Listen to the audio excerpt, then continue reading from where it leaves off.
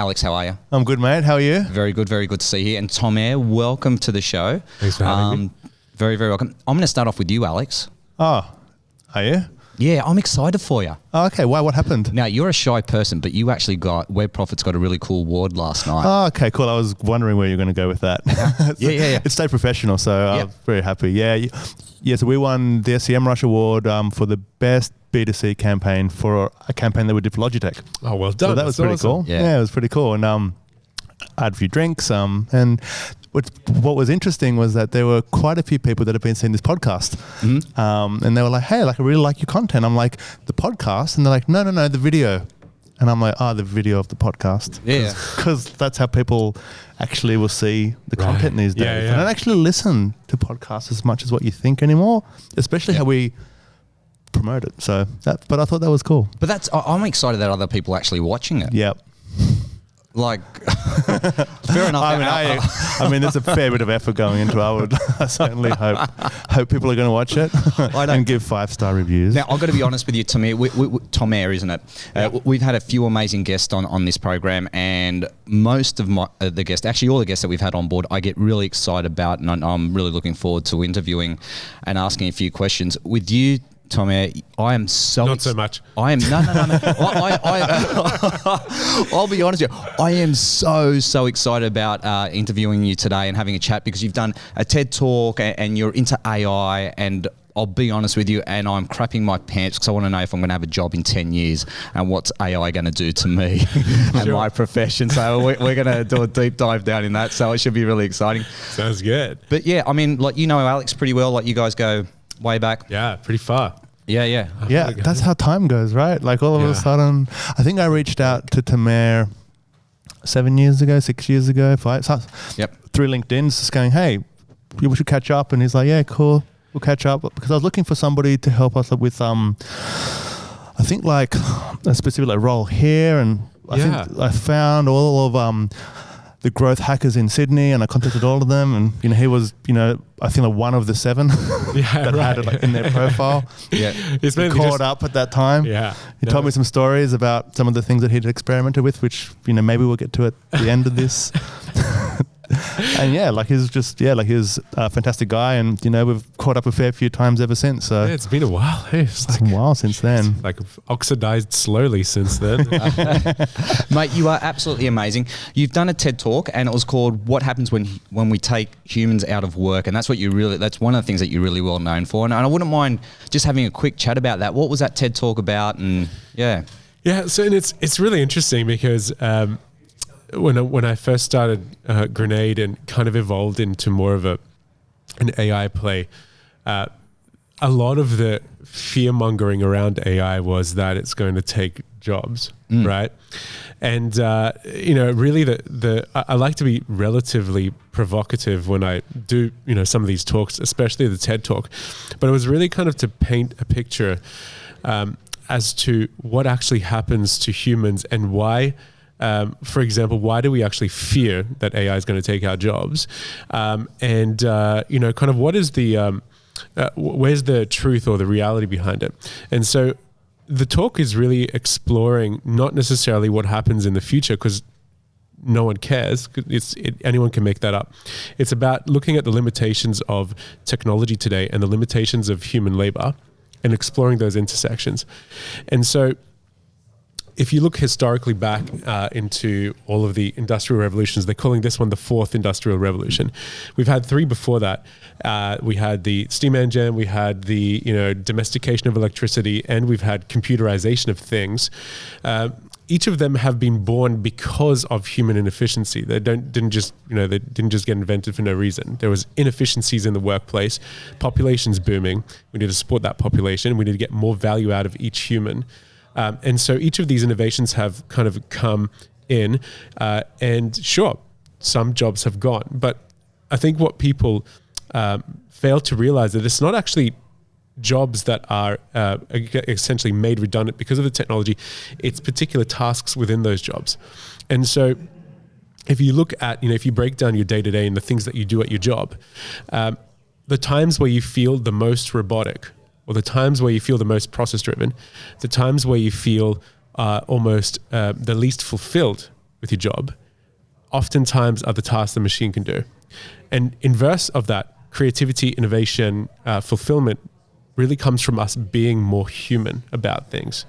And so that's what machines are coming in to do. They're actually coming in to make us more human. And that's essentially the argument that I play out in the TED Talk and, the talks that I've done ever since. Yeah, it's quite an interesting, it's quite a tenacious sort of viewpoint that you take, because you're saying it's going to make our lives better, it's going to give us back our sense of purpose and whatnot, and take away the mundaneness in life. Now, a lot of people are still sitting on the fence, like an Elon Musk will be going, no, the AI is going to come in and take our jobs. But I agree with you, because back in, AI's been around for a while, and I remember there was some early research in the 1940s and 50s where a scientist actually wrote to the Ford Motor Company, and they said, hey, look, we're really concerned about your employees because saying that, we've got robots that are going to come in and start working on the assembly line because it's more efficient, there'll be less mistakes, and then people can do other jobs. And they didn't take any notice of it. But it took 50 years for us to really come down that path. And I remember on your TED Talk, one of the things that you do speak about, and I love the opening on it, is where you open up a slide and it's just blank. It's very controversial. Yeah, it was just a brilliant way to open. So let's talk about robotics and AI, and I mean, let's take away the fear where people are thinking, I'm going to lose my job. Where do you see the future going with AI? So, I mean, really what I see it happening is a shift in the dynamics of how work looks and feels, right? So we're, the way that our work structure is defined today is quite an old one. It's not the way that we work, kind of say the 9-to-5 mentality is something that was created by the manufacturing industry a long, long time ago, in order to obviously create shift work. Actually, they used to exploit humans a lot more than that before the 9-to-5 kind of laws came in, right? You could actually use slave labor, child labor. You could do whatever you wanted, work them 16 hours a day if you wanted to until they passed out. And then there were kind of rules and regulations that came in, and it was the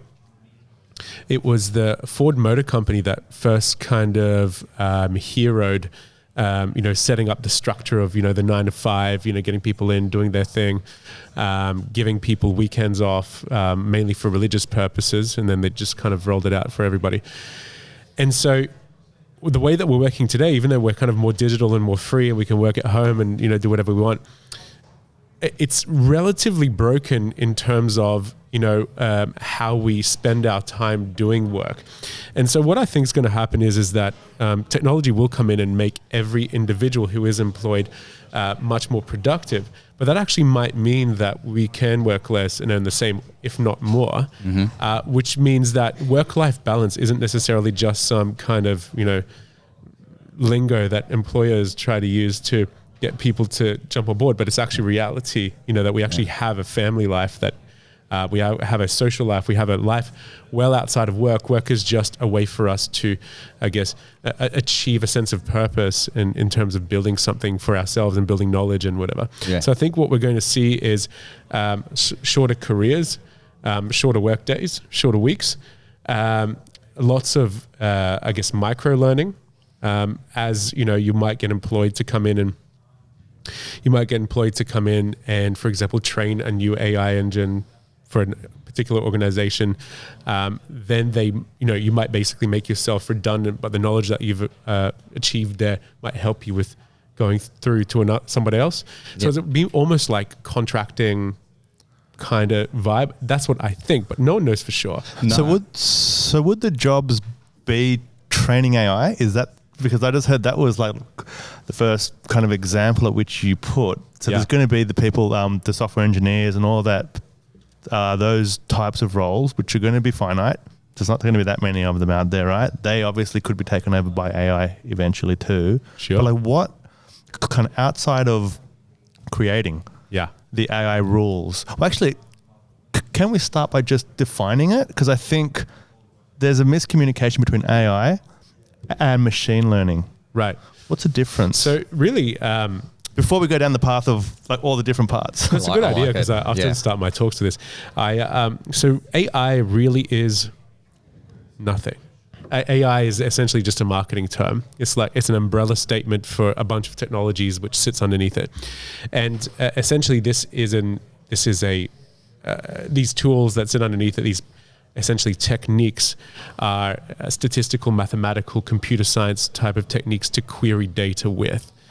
The most prominent one being machine learning. You have natural language processing, intelligent process automation. There's a number of them, but for the most part, the most popular ones are kind of machine learning, natural language processing, and process automation.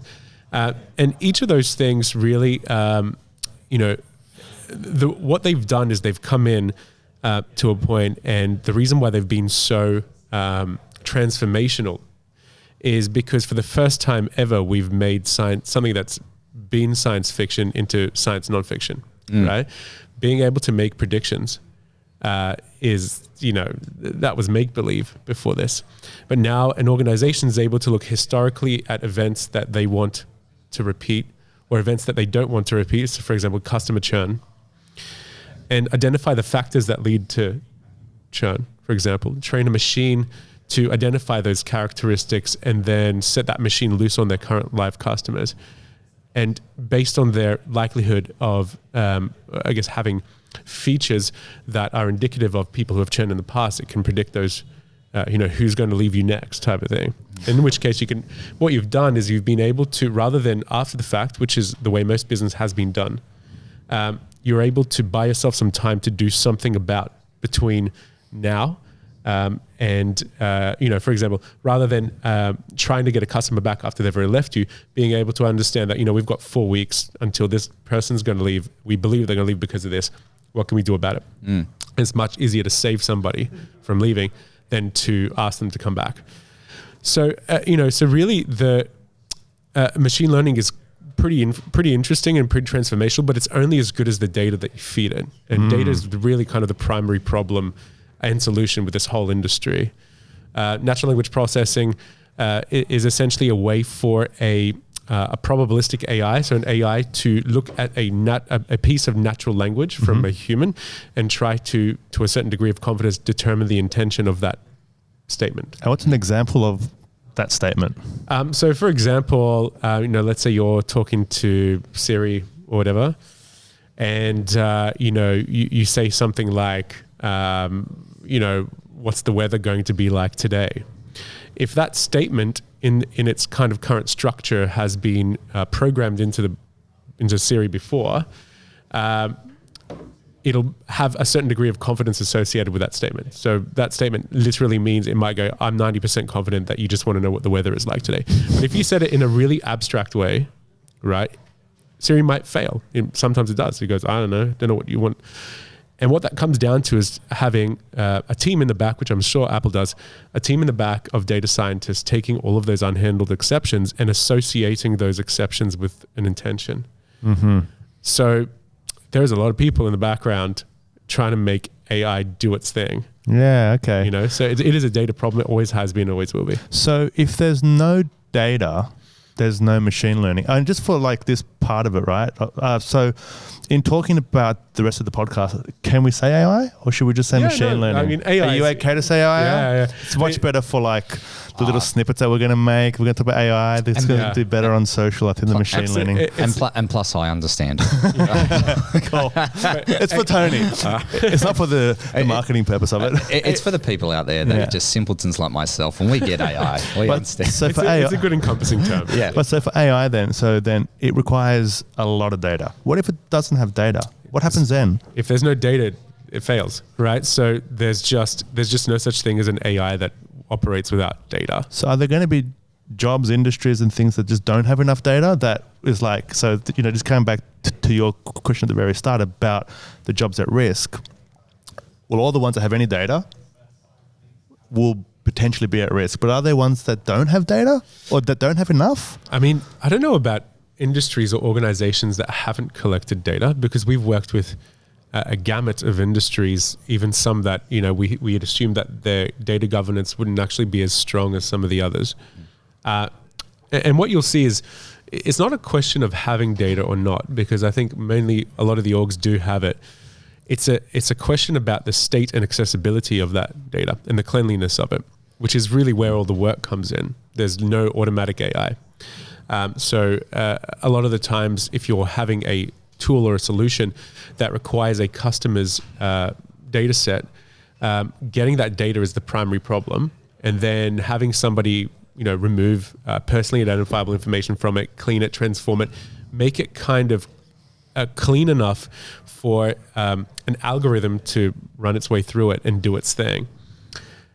So the question really is, if you don't have data, how do you get it? And, for the most part, if there is no data, you can make it as well. So, we have done projects in the past where there is just no data present. So you need to create systems which attract data in, right? And that implies that you do have a user pool or, some kind of funnel, for lack of a better term, of customers who are going to come in, or users who are going to come in, utilize whatever product or service that you're trying to utilize, and you're able to collect that information and then do something with it later on. So you can have the intention without having the data, but you need to basically build a data capturing system in order to get there. So I think it's just a matter of time. And presumably, though, there will be AIs, and again, this is not my area, so I may be talking about it incorrectly, but presumably there will be AIs for tasks across businesses, right? And so, I could go out there and try this thing myself, but this AI over here that's being sold by this organization has basically connected to all of the laundromats in the world, which are all small businesses that can then provide some kind of value. Is that a pathway? I'm trying to understand, or I'm trying to paint a picture of how this will evolve in the next 20 years, because I think that's the part. Because we talked to Sam Harris and to Elon Musk. I mean, I don't, but I'm listening to them online, and they're talking about 100 years time. Yeah. But in 20 years time, how's it going to change things? What's going to happen? And I think that's right, because I think who actually gives a shit in 100 years time? We're dead, right? So let's just talk about 20 years. And really, I guess the moral of the story is, because I always talk about empathy in the application of AI, is how do we actually leave this world in a better position than how we found it? So any organization who has the opportunity or has the capabilities to build AI, sure, they're going to build it with a commercial lens. But at the end of the day, the one thing that machines don't have, which this is essentially just a machine, is empathy. And so at the end of the day, what you have is a very blunt result. If we've got any kind of biases, if we've got any kind of, ways in which we operate that are that might be questionable, if a human did them themselves, if they kind of incorporated all those kind of maybe kind of nasty type of characteristics, they come out in the data, right? There's no hiding from it. So if you've been, say, biased in the past, if your team's biased in the past, the machine learning model that you build is biased by default. And really what happens is that you can, say, build an AI that then, determines the next best action and takes that action, but it will be a biased action. So we need humans as filters between the output of AI and how the parties that are going to be affected by it receive that information. Right. So what happens is that, in 20 years' time, and so kind of coming back to your point, what you could probably look at essentially what's happening. The industry is super infantile. So you've got all these different orgs and all these different startups and whatever, all attacking AI from different kind of perspectives and whatever. But eventually, there might be almost like a network of them, right? We kind of contextually hand off to another to perform the next task, right? Because they've all been trained. Right. So there might be almost like an app marketplace of AIs that you can just plug into and pre-trained and, whatever, depending on what you're trying to do.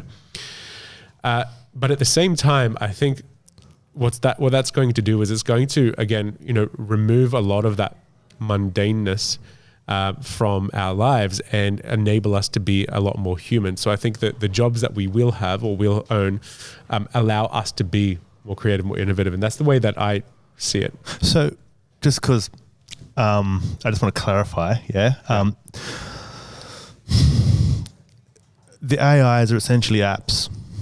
If we want to put that as the example, right? And we basically install the app, kind of we install the maybe like to the company or to the business for a specific kind of outcome. Is that right? Like, is that how you're explaining it? I'm trying to understand.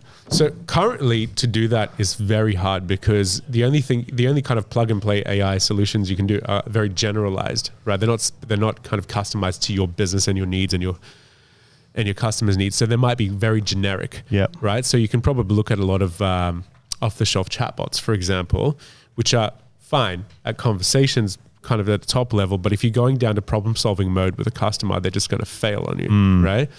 So you need your own data set to make any off-the-shelf solution work properly. So if we look at kind of a future where maybe there are particular use cases for particular industries where a bot has actually been pre-trained to solve. So let's say a bank selling a credit card or selling a home loan or FAQs around, which savings account should I open up? More or less, a lot of the banks would offer very similar products. So some slight tweaks would be fine. What you're buying really is the collection of data or the training that that bot has had based on the volume of data that it's been exposed to. So it's the training.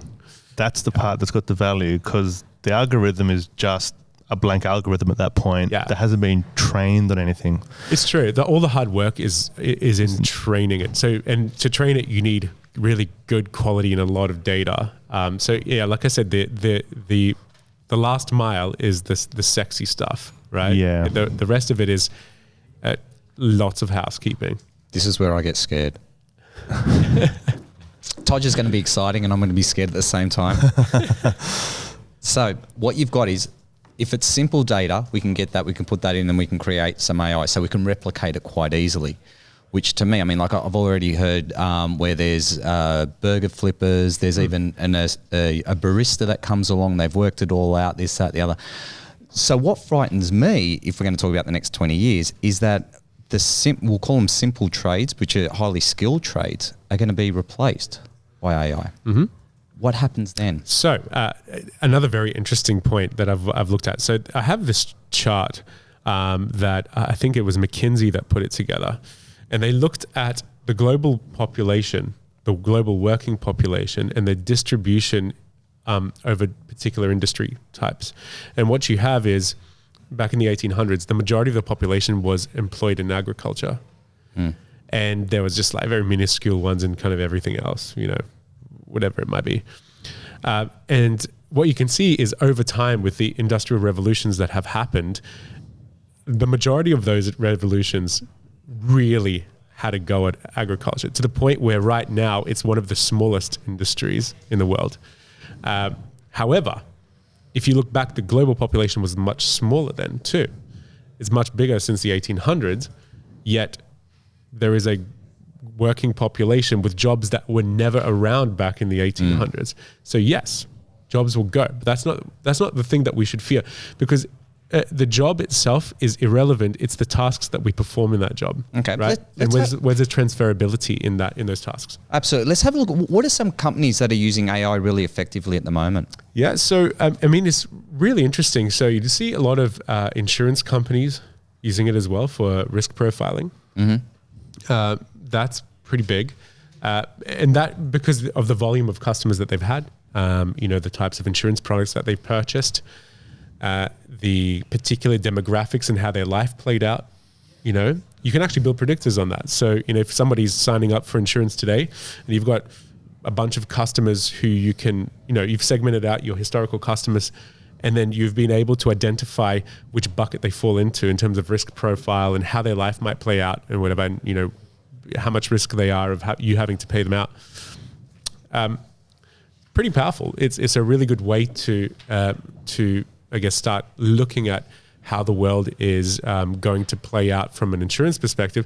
You've also got other ones, like, for example, the tech industry is probably the most advanced in this space.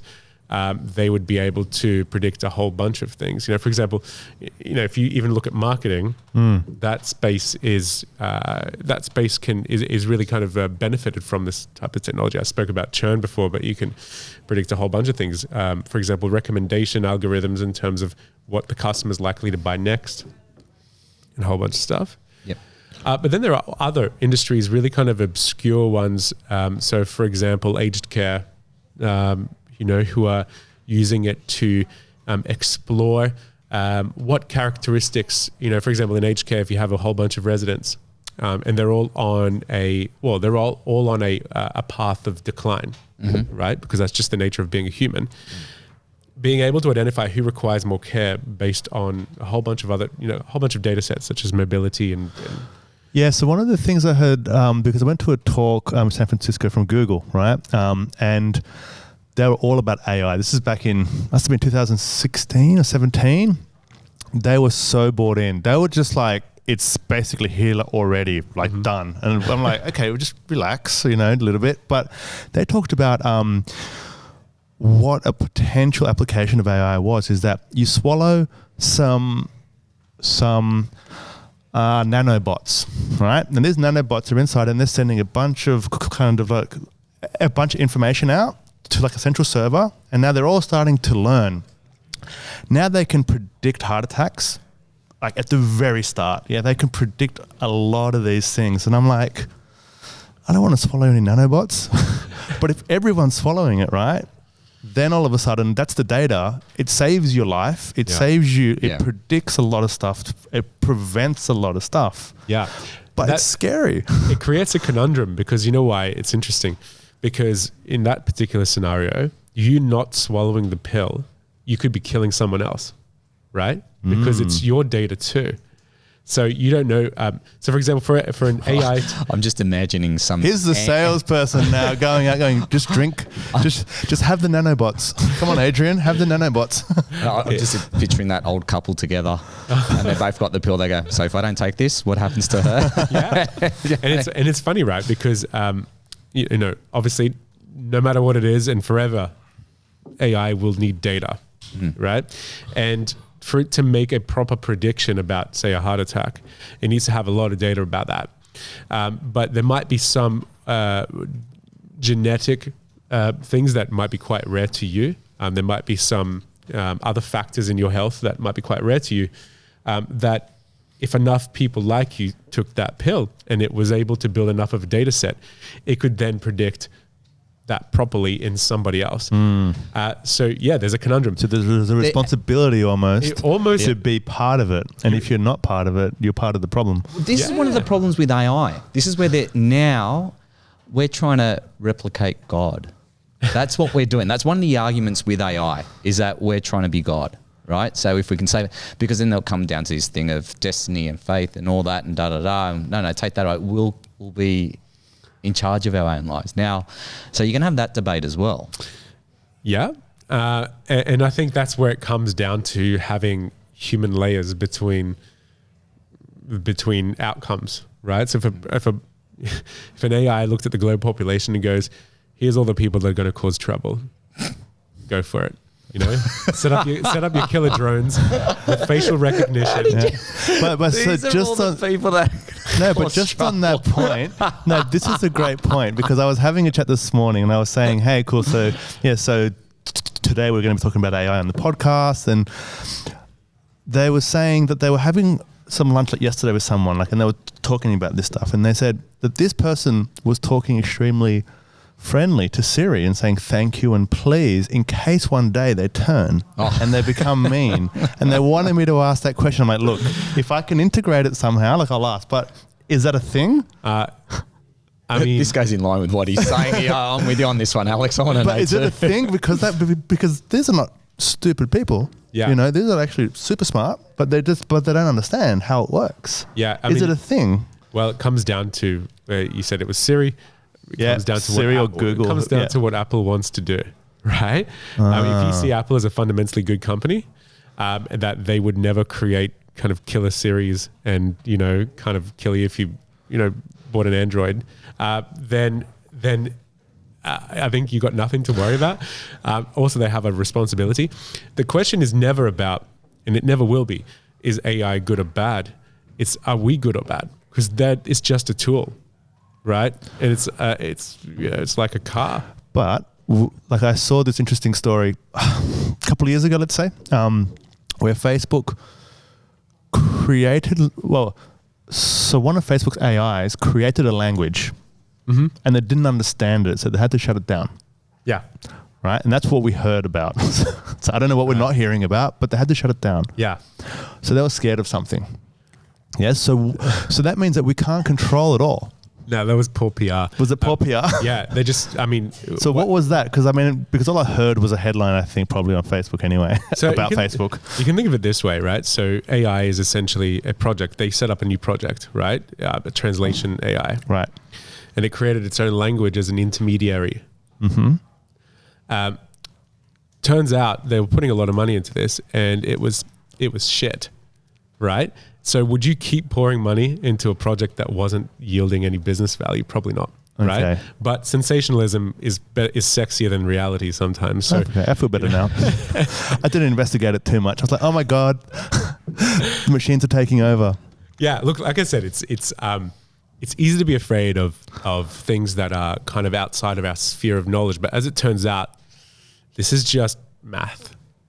It's just math. Yeah. Hey, what are you seeing out there? Are companies actually gearing up towards using more AI within their organization? Yeah. So what are you seeing out there? Because that's quite interesting. So it's interesting because I read this stat the other day that any org who's implementing or has implemented their first AI or process automation tool is 72%.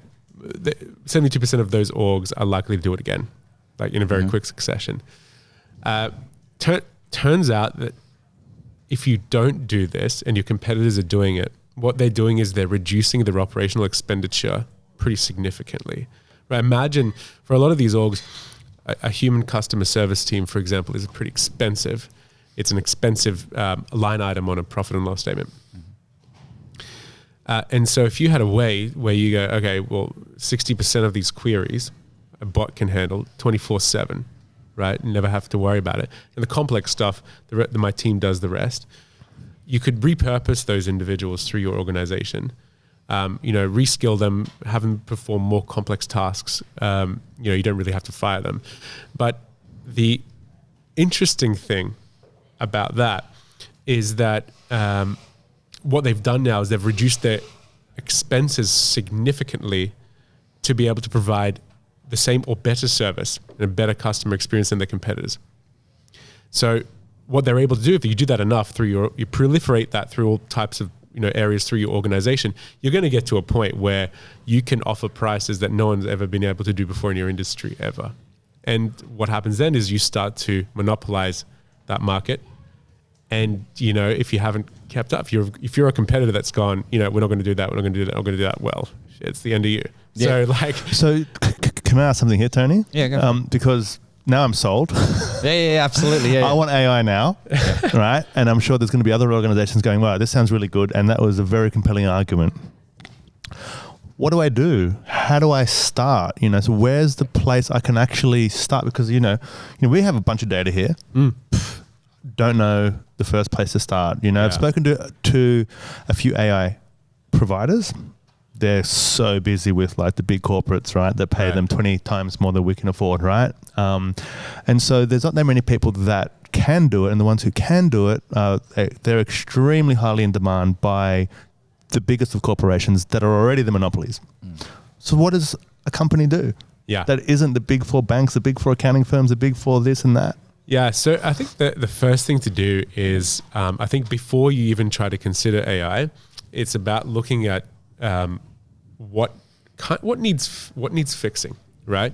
So if you have, it can come down to a number of different things. It could be financially, like where are we spending the most money to deliver on our customer expectations, and then you can break that down and go, why is this costing so much, right? So yeah, sure. A lot of that might be very creative and whatever. Some of it might be very process driven, that you might be, paying somebody to literally act like a machine. A machine is always going to surpass a machine.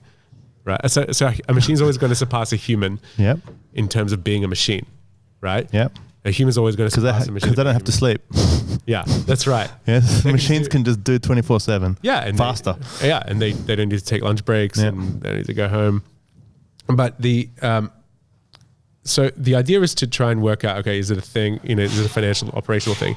Is it a almost a workplace fulfillment thing, right? So are there things that the employees are doing that they hate doing, right?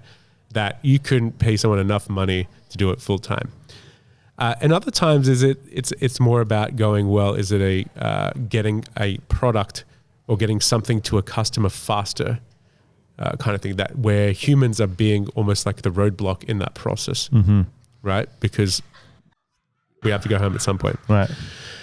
So really it's about identifying where that low-hanging fruit is in the organization and going, okay, so if we were going to do it, we're going to do it here, right? And so if it is process-driven, a thing that because it has to be, then most likely you've got a collection of data there. Right?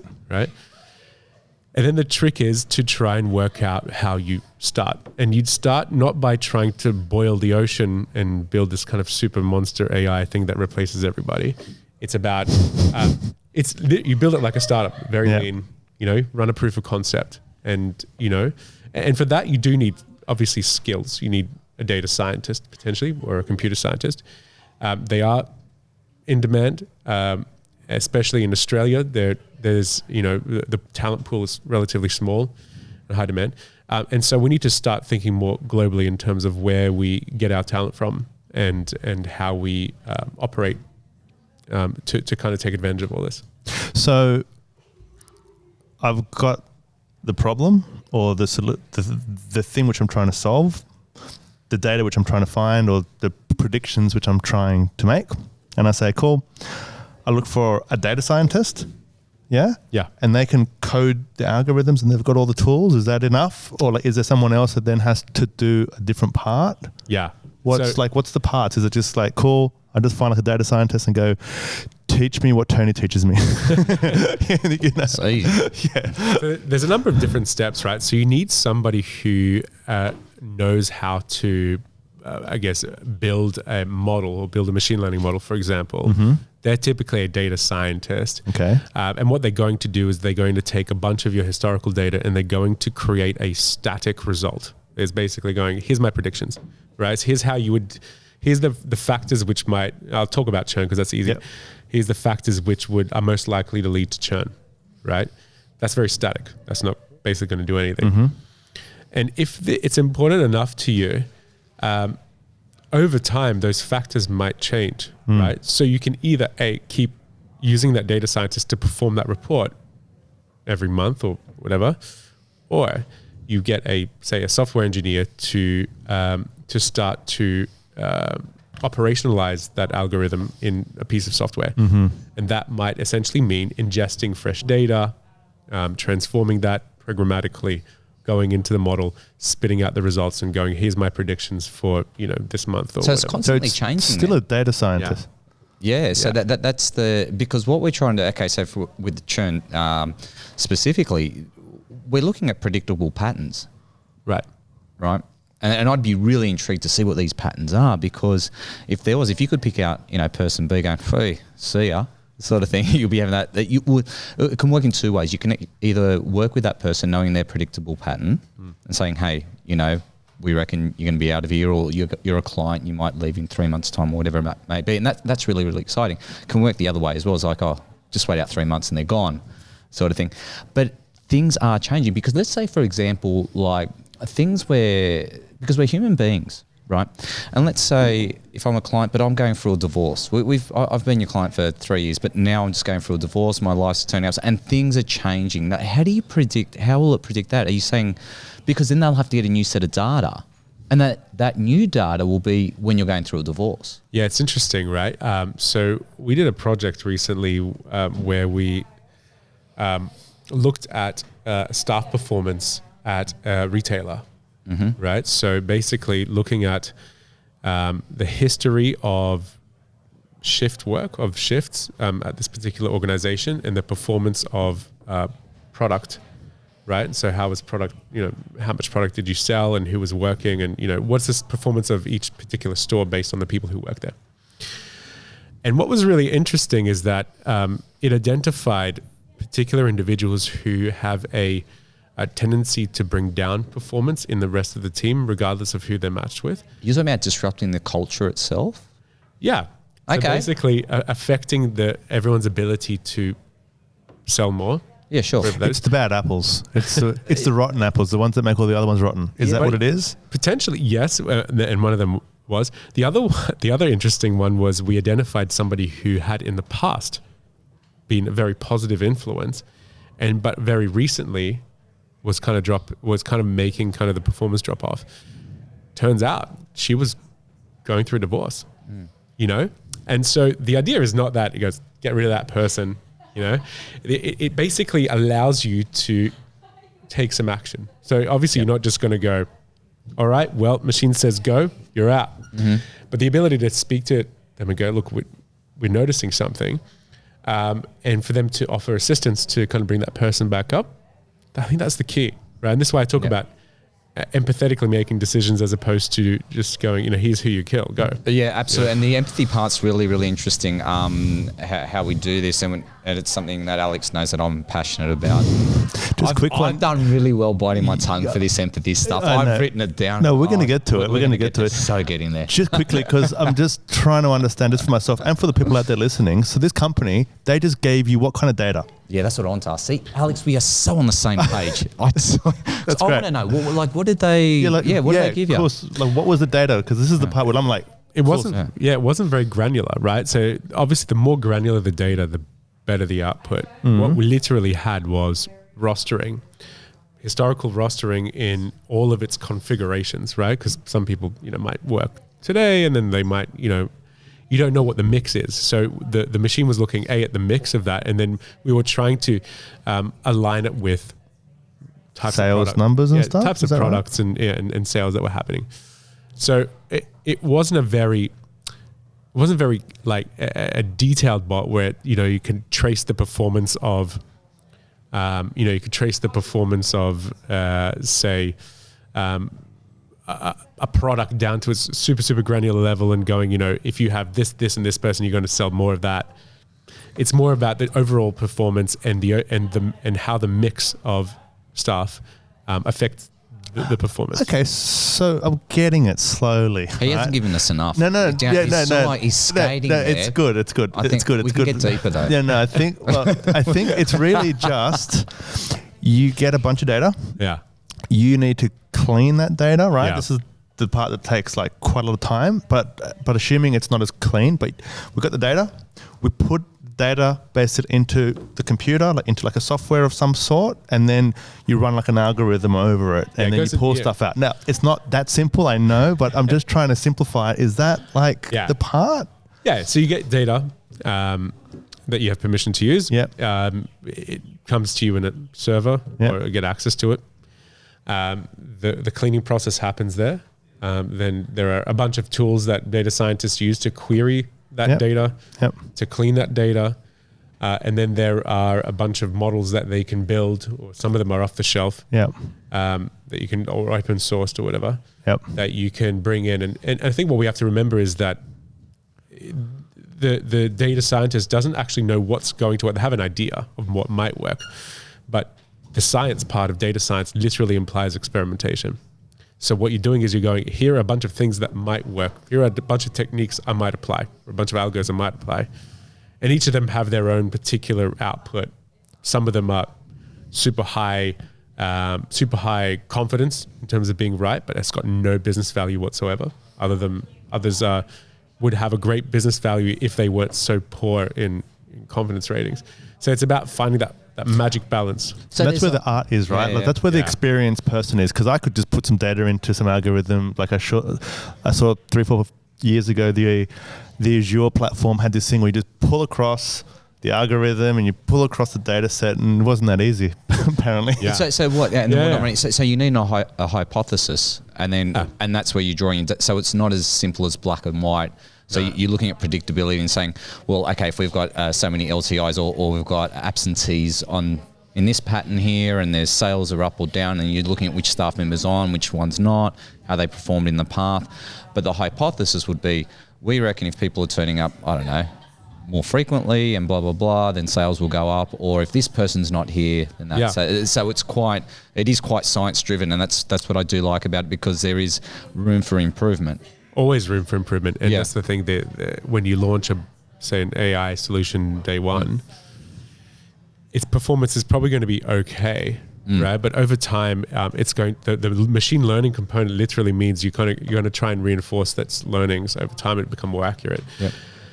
And also, there's an adaptability, right? So if there is a kind of new market forces or seasonality or whatever that the bot's never seen, or the AI has never seen, it might struggle with that. So you need to have people around that tool to support that thing. And so that's the interesting thing about it is, yes, it's highly experimental, it's highly manual. Only the output is sexy, right? But that's all people see. I think the journey's actually quite cute. Yeah. And this is where it is. What makes a human being cute is when you're vulnerable and you make mistakes. Yeah, of course.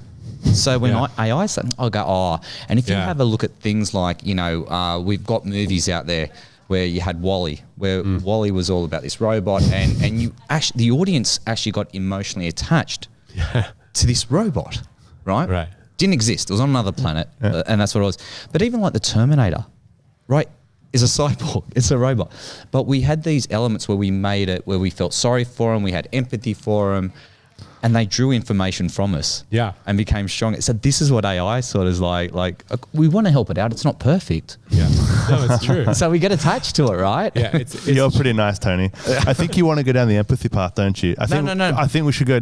Look, you've written it like 9 times. Are you sure you don't want to go down? I've got He's got it empathy, once. values, morals, being more human. You know what it does actually. One thing I would like to ask is that I think the other problem that I see with AI is, yes, it will make us more efficient in the workplace. It will free us up with more time.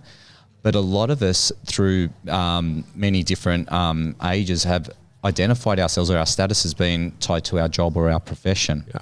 Now we're saying, you know what, you don't have to work as much, do whatever you want. And I think that's where one of the problems is going to be. You look at people who retire and they go, oh, I'm retired. And within 3 months they're bored. Yeah. Yeah. So I think that's going to possibly be another problem in the future, that what do we do with all our free time? Yeah. So I think it's, like I said, I think it comes down to a restructuring of how we see work.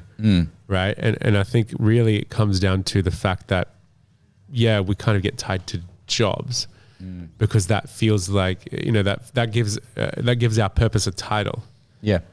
But it's really that we got hired for the tasks that we can perform in that job, not the job itself. You didn't get hired for the title. You got hired because you can perform XYZ tasks. You can lift up a hammer and knock in a nail. Yeah, I get it. Yeah. So it's about really identifying where your strengths are in that thing and going, okay, well, is a machine likely to take this, right? And if it is, how do I upskill so that it's I have a greater purpose?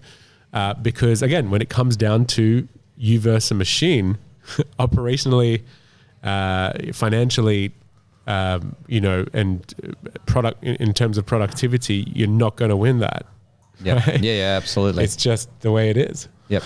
So there's a big debate on who owns the data.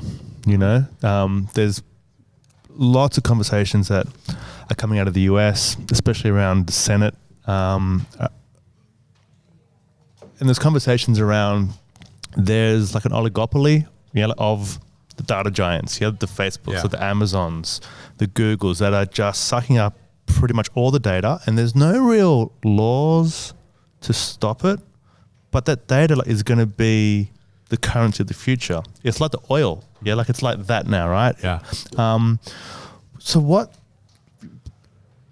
can we do about that? Because it feels like, we might have like an algorithm that we could take ourselves, but the world is going to change by these big companies that have the best AIs, they have all the scientists, all the data scientists, they have all the money now as well, and they're now across the borders of countries. So they're not really controlled by any one country. Like, you know, how does that kind of future play out? You know, and it's a big question.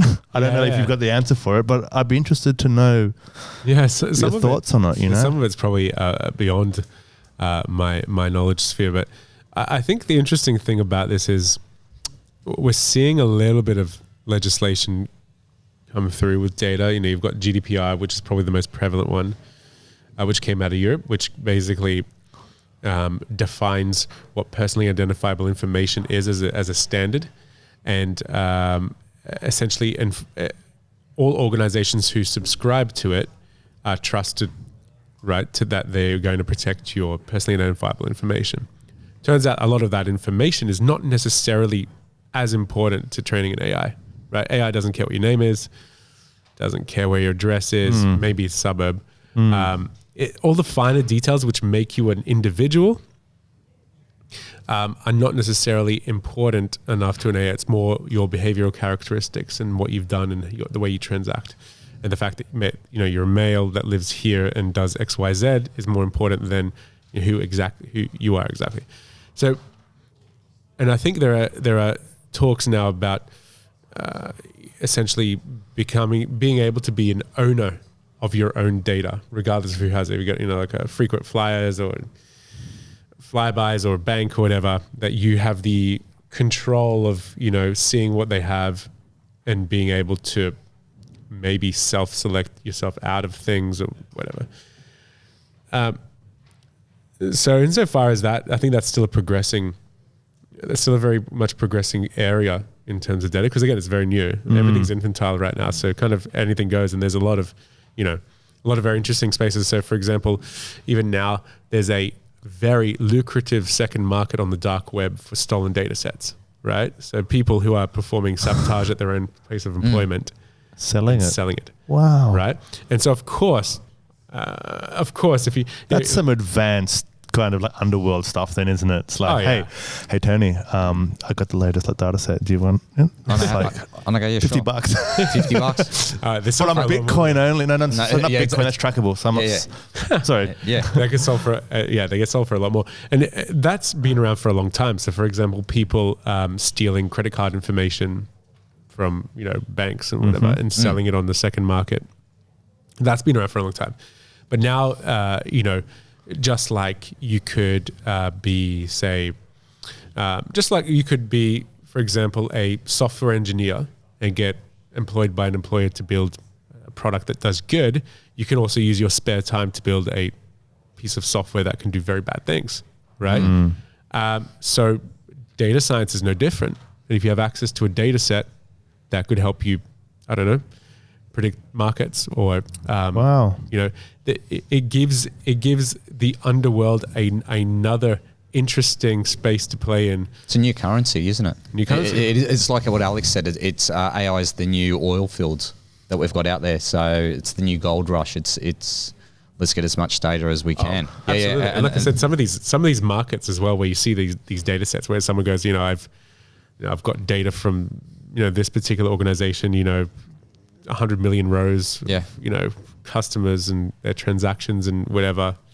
I mean, that's... And their GPS locations at the time of their purchase and their heart rate at the time of the thing. Like, they've got interesting stuff. I know, it's pretty huge. And like I said, a lot of these breaches that happen in these large organizations too, I mean, you don't know where that duplicates of their data sets have gone as well. Yeah. Right? Some of them are made public. But that's life. Do you know what I mean? I think on this planet, you're going to have people that do good.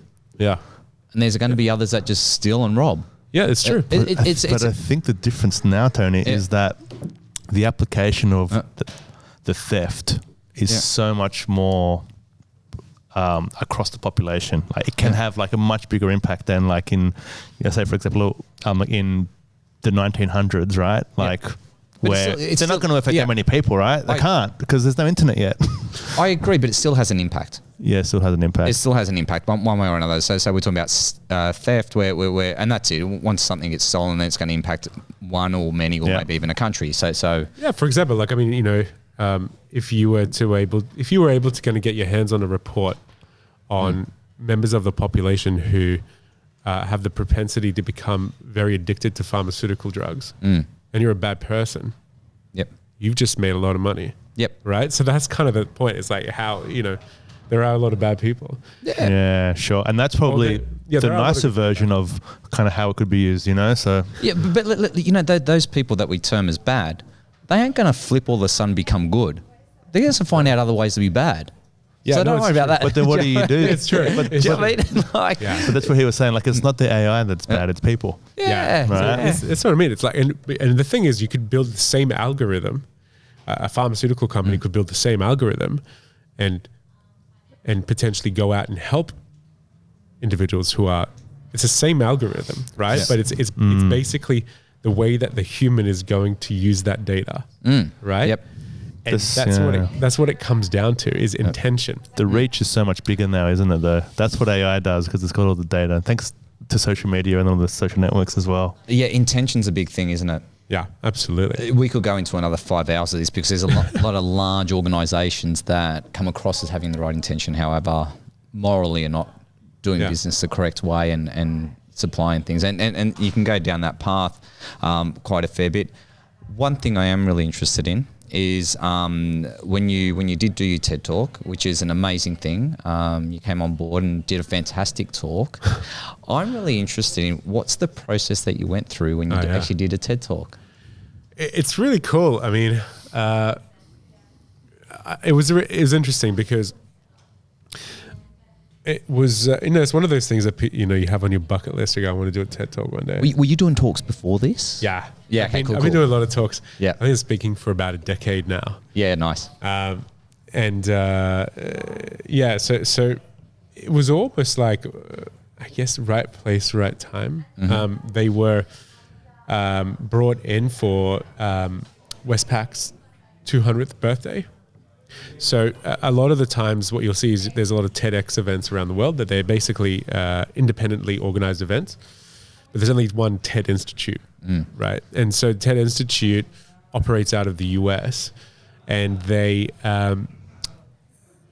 have these events that they've been financed to go and set up in other countries on behalf of other organizations. So this was, TED presented by Westpac, right?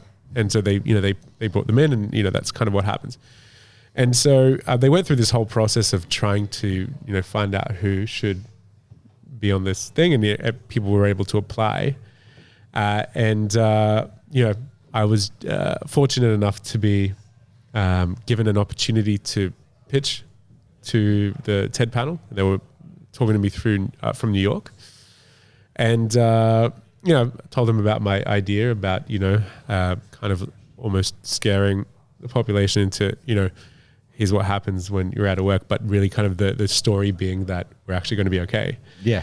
And they really liked that journey because it was a practical discussion. It wasn't a futurist discussion. It was more about practicalities of what machines are capable of. Yep.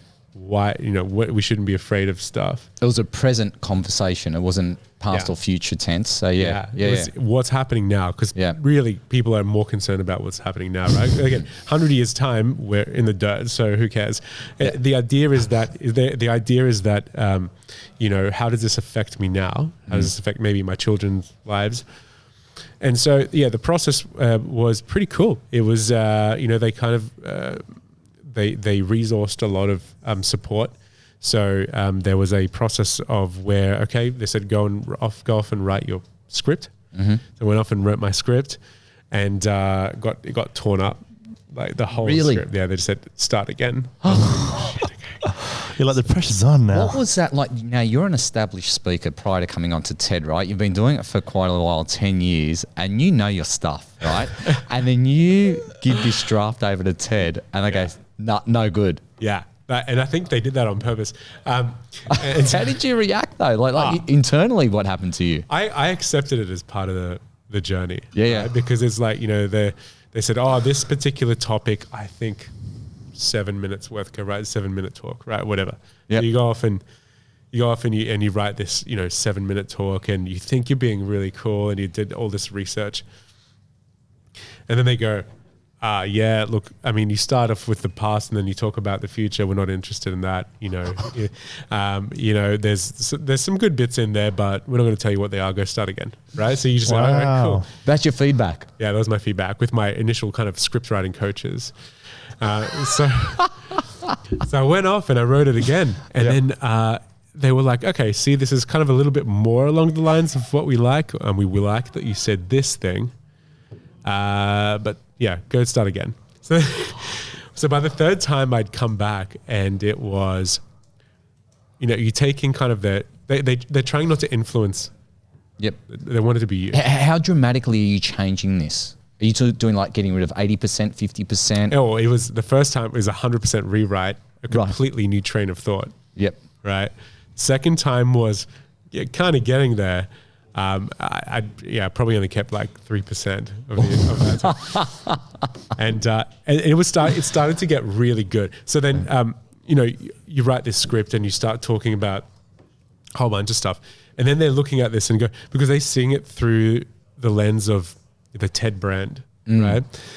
And, you know, it's kind of their idea about how you structure your points and where you discuss them. So where I spoke about dark factories to open, that was kind of their thing, right? They were like, okay, we're going to bring this up front. I got to say, it's a cool opening though. It's a cool opening. Yeah. It was my idea to do the black slides. Yeah, and nice. It really messed with their IT, with their tech team, because they're like, do we start on the third slide, which is not blank?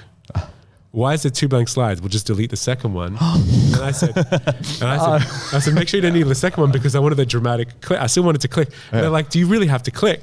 Right? So they're just like, do you really have to click when you're up there because you're going to another black slide? And I said, no, but it's like, I don't want to lie to the audience. Yeah. You know, I was like, I want to.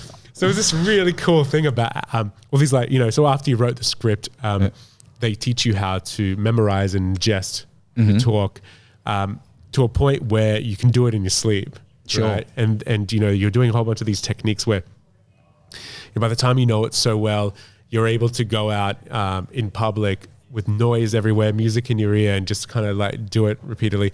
And once you know it so well that you're sick of your own voice and you're sick of the talk before you've even given it, they teach you how to perform it.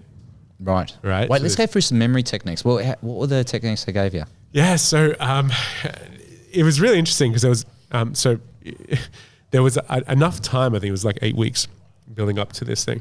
So essentially, the technique that they like to do was you almost brute force it into your memory. So you start by Just repetition or? repetition, but almost like, you know, you've got the script in front of you. You kind of put it to the side and you start writing the first paragraph kind of by memory. And then you look back and you go, I missed a whole point here, or I forgot that part. So you scratch that and you try to do it again from memory. And you kind of do it again and again and again and again, and again until you're able to pretty much write the script out without looking at the script. And then you try to say it without, because then you can see the words that you've written.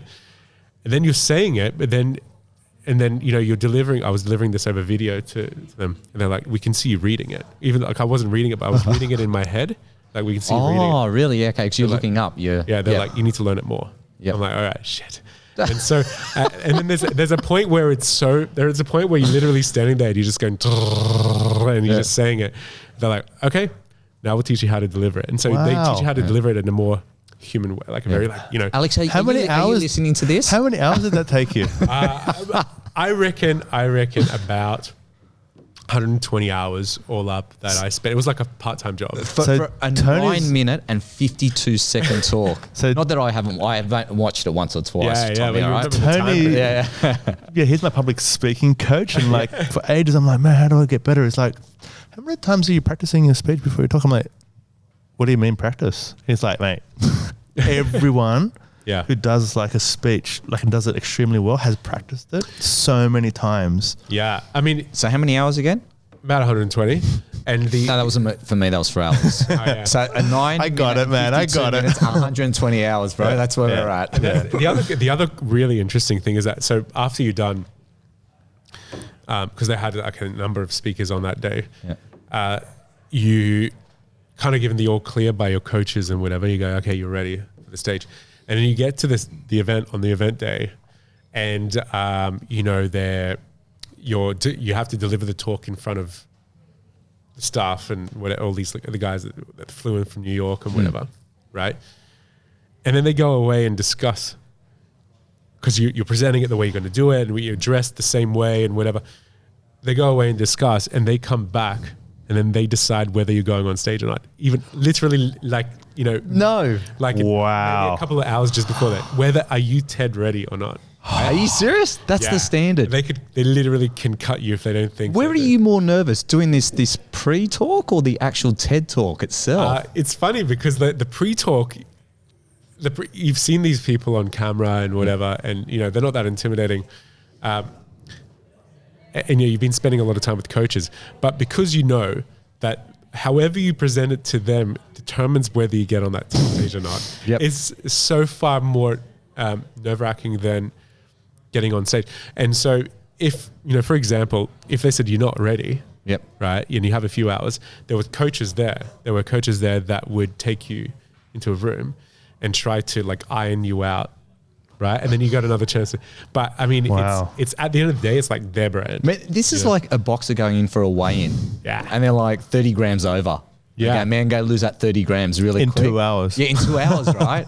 This is so. Tell me about they asked you to act it out as well. So what? Because that's another art form in itself, not just delivering, but actually performing. Yeah. So how do you not look like you're kind of robotic or reading it out of your brain? You know. Which was really cool, and they teach you how to look at the audience. So you know, when you might have an audience of a couple hundred, maybe 1,000, sometimes tens of thousands of people. How do you make everyone feel like you're speaking to them? And you know, a whole bunch of that stuff. It's essentially the whole experience, which is. It was worth its weight in gold, right? Like that changed the way I spoke forever. Yeah, I was going to say, did it, because they always say a TED Talk's different to when you do a keynote. Oh yeah. Yeah, right? It's very much more performance-based. What it makes you appreciate is that facts are cool, right? But stories are way better, right? And have you heard that before, Tony? Alex? I just wonder if you heard that. Alex and I are yin and I stutter normally, but I'm glad I got that out before you. He's all about storytelling. That's his thing. You know? Alex is arguing, can you just get to the fact? Okay, no, but wait, what you don't understand is... But he believes... I'm on your side. Yeah. Tell me more about stories. How important are they? You're on Ted's side. And it's really cool, right? So and it was, I mean, I'll tell you what, the most transformational part was not the TED Talk itself, because you do the TED Talk and whatever. They take that video away and then they cut it and they edit it and they make it like really like polished before it goes up on TED.com. And then it was when it was published that my life changed dramatically. Was that moment because my LinkedIn like burnt down. Right, really? It was just literally just people reaching out. Going, that was really incredible. We'd like you to do a talk. Could you come and do whatever? It was literally next level. I'd never seen anything like it. I'd never seen anything like it. And well done, man. That's awesome. Congrats. That's really, really cool. Because I have known him before and after TED. The after TED is way more traveling and like all the classes and like all the nice cars, like because the big corporations are now paying for him to go and talk to them about this stuff, right? Well, I ended up getting an agent because it was really hard to manage the stream of requests. And so that's been a really good experience. So the speaking career has become a lot more professional, and it's almost like you just become a lot more valued when someone's, paying you to be there and to speak about things, but also the quality of what you're delivering, it matches that, matches their expectation now. Been trained up to by TED, the 120 hours just practicing one thing and then all the presentation, the storytelling. Well, it's not just that, exactly, you're right, Alex, but it's also the 10 years before that too. Yeah, I mean that kind of relieved a lot of the nervousness. I remember some of the other speakers on the day, that was their first ever talk they've ever done in front of. Really? And you go, you're gonna put me through this? This is their first talk, and you're putting me through. You must be thinking, geez. No, I mean it's really interesting. And I'm sure they all went through their own similar experiences, and they would all have a different story to retell about it. So I guess what. For example, a lot of the speaking before TED kind of removed a lot of the fears that I might have had on the day. For example, public speaking in front of an audience type of thing, right? It's almost like, if you've got an injury and you've got a Band-Aid on it, it's better off just ripping the Band-Aid off and letting it heal, right? So just exposing yourself, not that way, but getting on stage, Don't cut that out. It's like, getting on, like, for example, like training wheels on a bike, right? You can keep riding a bike with training wheels. Eventually you're gonna have to take the wheels out. You're probably gonna fall. It's probably gonna hurt. And you're probably not gonna like it. But at the end of the day, if you still want to ride a bike, you're going to have to keep going out there and getting that bike, upright. It's a bit like that. So you fell a lot of times before the TED Talk. Oh, yeah. A lot of pain. 100%. Yeah. It's almost like I started early enough for that not to really kind of affect my career or kind of the way that my personal brand played out. But it's cool. Like, it's really cool. It's a great way to... it's a great way to, for example, to get your story out there, generate leads and that sort of thing. Yeah, and you've got a great story. Honestly, if you're listening to this and you haven't heard Tomer's TED Talk, go out and listen to it. It is called... I forgot. I forgot. I just threw away the piece of paper that was you? on. What happens when we take humans out of work? That's the one. So I don't watch my own And we'll TED Talk. put it into the show notes as well. So there'll be like a link there. Yeah. I watch it every night. Do you know what? Knowing now your story about what went into it, it just gives it so much more meaning. Because there's a story attached. And stories are important, Tony. Did you get that? But I think like it would be good because we didn't talk about your company and we didn't talk about like, what you actually do. And so you actually help organizations with this stuff, right? So what's your company name? What's your website? What's the way that people can get in touch? And who do you help? Yeah, sure. So I founded Gronade almost 5 years ago. And Gronade.com with an O, so Gronade. And what we do is we help organizations take their siloed data sets and turn it more into an asset, right? So we take, they might want to solve a particular problem with their business. And a lot of these orgs are huge. So there's, their data might literally live everywhere and there's a lot of it. So what you're doing is you're getting that data, you're putting it all in one spot. We're turning that into an asset, and then on top of that asset, we're building machine learning applications or whatever to interrogate that data and come up with outcomes, business outcomes. And, we work across many, 80% of our business comes from financial services, but the other 20%, is literally everyone else. FMCG, clean energy, aged care, agriculture, engineering, you name it. So we haven't had to become experts in industry types. We've literally just become experts in data. Turns out data is data, right? I remember the example you give about the law firm. Right. The junior. Oh, yeah. Yeah.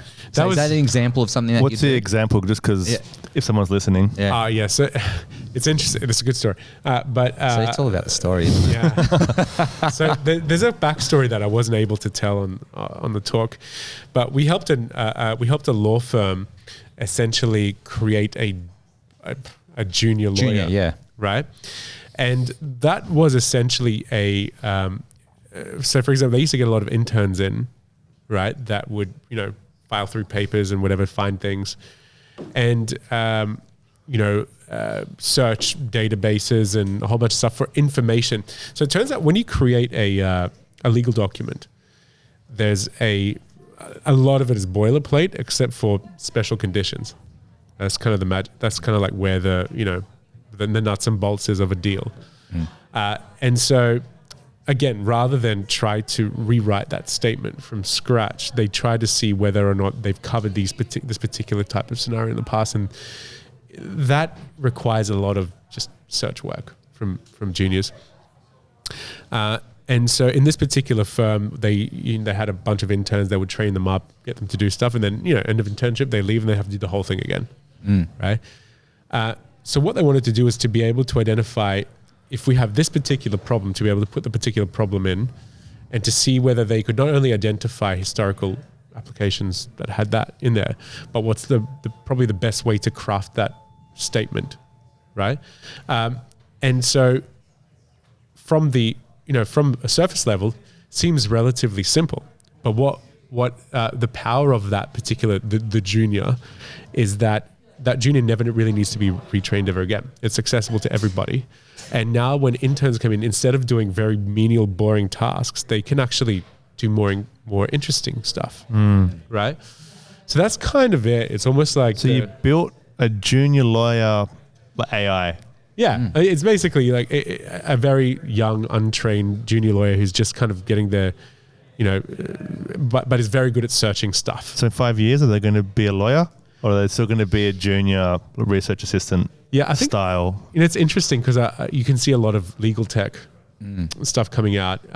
So for the most part, where the law is interpretable in a very binary way, and contracts can be written in a very binary way, for the most part, those particular tasks are probably going to go. But there are very unique cases where you need kind of very smart lawyers to work through that. And sometimes it's not about an AI, it's about having people in the room and negotiations, because that's kind of where people feel heard.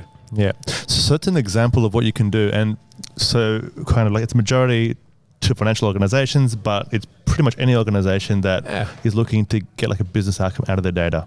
Yeah, absolutely. Is there a certain size organization which would start? Like if it's going to be like under say 1,000 people, staff, that's not really it. Like is there a size? Like if someone is listening right now? Not particularly. So we work with a lot of corporates, right? So corporates are kind of like are our gem, but we literally refer to our customers as data rich.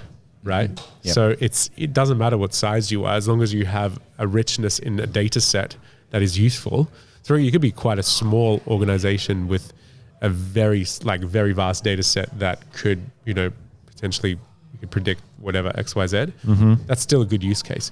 So what does rich data mean? Because again, like I'm trying to think, should I use Tomer? I probably will use. So it's basically volume. Like, how much volume do you have? And again, the question is how much data is enough data?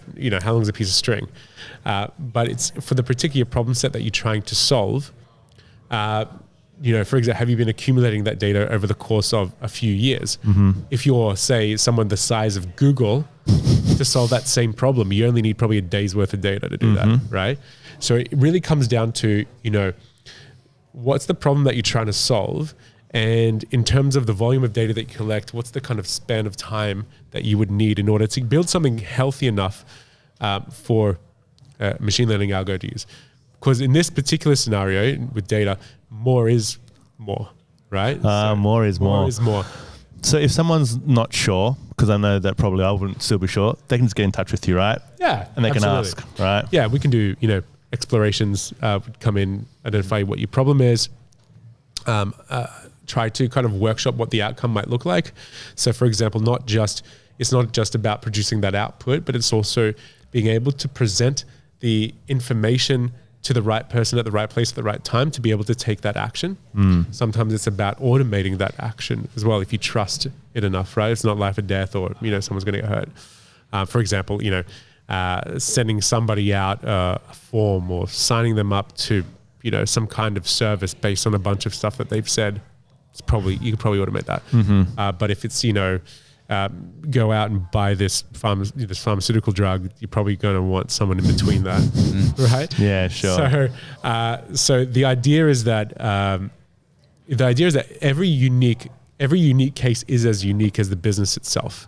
Even if you're solving this, say, we work with banks, you can work with each of the big four with the same problem. The data is going to be different, right? And it might be the same type of data, but you still got to clean it. You still got to process it. They might have had a system change in the last year, which renders all of the historical data irrelevant for this particular task. And their challenges are different too. So it's always they're looking for different outcomes potentially. Absolutely. Yeah. So it is a case by case basis, and that's why there's no magic bullet. It's about kind of really understanding what the business needs. And what data exists in order to solve that problem, and then again building this in a very agile way, kind of like a proof of concept. Great. I understand it a lot better now than ever before. I think. Well, it's been interesting because a side benefit of this podcast is I got to try to understand it better. Because I know all the terms, I know all the parts, but not what does it actually mean. And I think we've gotten a fair way through that today. So I thank you for for sharing everything which you've shared today, and it's been good. Yeah, it's been and actually I've got to be honest with you, I'm not actually that scared or worried about AI after talking to you. I'm actually quite excited about it. The applications for it are absolutely amazing. So thanks, Jack. Because what I'm looking at is business are going to be a lot more efficient. People are going to be better skilled, right? They're going to be able to produce and actually contribute more to the planet, which is really exciting as well. So there's so many positive benefits to it, and I love it. So thanks so much for sharing, and also thanks about the TED experience. That's awesome. That was really interesting as well. Yeah, for sure. It's been a lot of good fun. You are absolutely awesome. You're a fantastic person. When's your next speaking gig? So they happen all the time, but they're often private gigs. So they're often like kind of funded by corporates and their own events or summits and that sort of thing. Yep. But I often kind of if there's a public one that I do, I often list it on my website. So tomergarzberg.com. Yep. We'll put those. You have the link in the show notes as well. Yeah, absolutely. Yep. And like I said, I'm kind of everywhere. So if you want me to do a talk, I can come out and do a talk as well. It's pretty cool.